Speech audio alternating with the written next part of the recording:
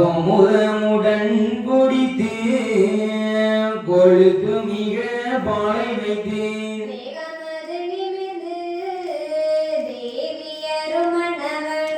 ஆகமது கோர்ந்து அலங்கரித்து நிற்பளவில்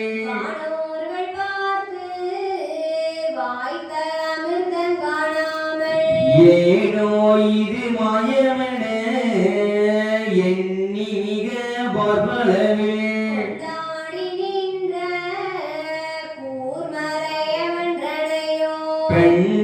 பெண்டாட்டியான பெண்ணதையும் வானோர்கள்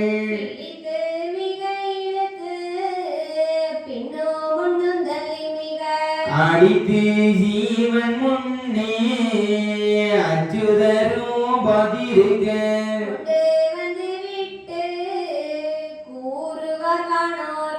பண்டு மூதல் என்று வரை பாய்ந்த மிருகமெல்லாம்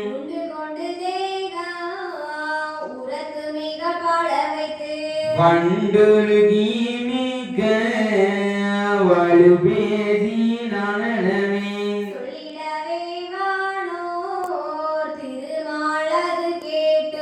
நல்லது தன்று நாடி சிவனோடு உரைக்க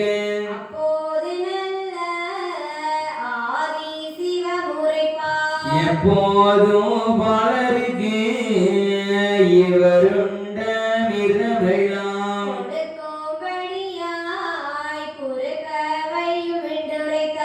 அடுக்க நின்ற தேவர் அது கேட்டு சீக்கிரமாய்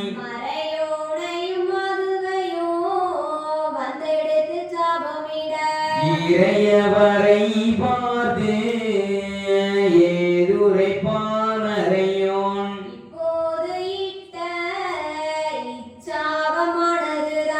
எப்போது நீங்கும் என்று கேட்டான் தான் மாமரையோன்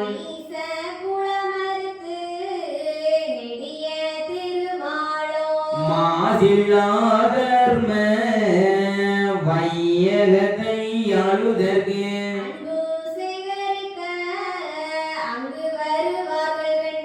பம்பு மாறும்போது மாறும் உங்கள் ஜாபம் என்றார்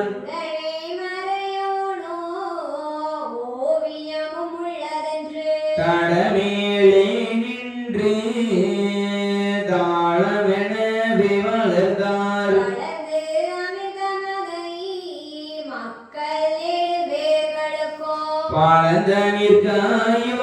பழந்தமிற்காயோடும் பழவகையும் தானாண்டு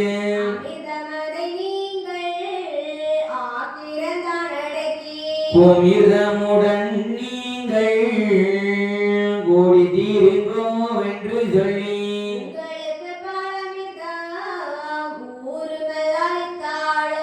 எங்களுக்கு தாளம்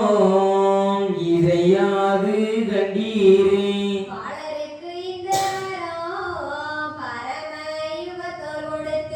ஞானமுள்ள காளி நாயகியை தானழைத்து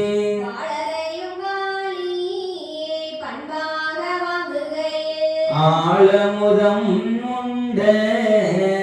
அச்சுதரோ மெதுரைப்பார்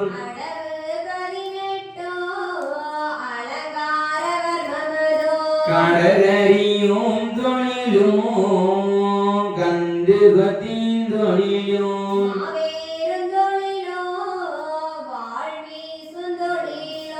பாவேரும் பாட்டும்